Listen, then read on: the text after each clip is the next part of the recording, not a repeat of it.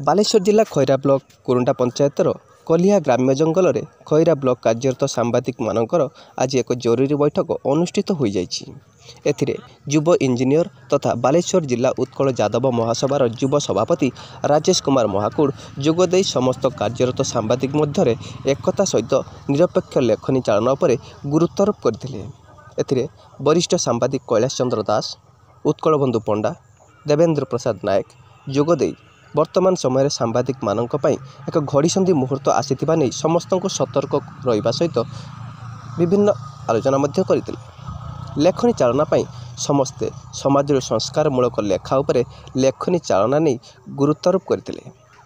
ସ୍ୱର ଅଞ୍ଚଳର ବୈଦ୍ୟୁତିକ ଗଣମାଧ୍ୟମ ସାମ୍ବାଦିକ ସଞ୍ଜୟ ମହାଳିଙ୍କ ଉପରେ ହୋଇଥିବା ଆକ୍ରମଣ ଅଭିଯୋଗକୁ ତୀବ୍ର ନିନ୍ଦା କରାଯାଇଥିଲା। ଏହି ଅବସରରେ ନବ ଇଞ୍ଜିନିୟର ନିଯୁକ୍ତ ଉତ୍କଳ ଯାଦବ ମହାସଭାର ଯୁବ ସଭାପତି ଇଞ୍ଜିନିୟର ରାଜେଶ କୁମାର ମହାକୁଡ଼ଙ୍କୁ କାର୍ଯ୍ୟରତ ସମସ୍ତ ସାମ୍ବାଦିକ ଫୁଲତୋଡ଼ା ଓ ଉତ୍ତର ଦେଇ ସମ୍ବର୍ଦ୍ଧନା କରିଥିଲେ ଏବଂ ଏହି ବୈଠକରେ ସାମ୍ବାଦିକ କୈଳାସ ଚନ୍ଦ୍ର ଦାସ, ଉତ୍କଳବନ୍ଧୁ ପଣ୍ଡା, ଦେବେନ୍ଦ୍ର ନାୟକ ପ୍ରମୁଖ ଉପସ୍ଥିତ ରହିଥିଲେ। ଖଇରାରୁ ନିରଞ୍ଜନ ବେହେରାଙ୍କ ରିପୋର୍ଟ, ନଜର ଓଡ଼ିଶା ଟିଭି।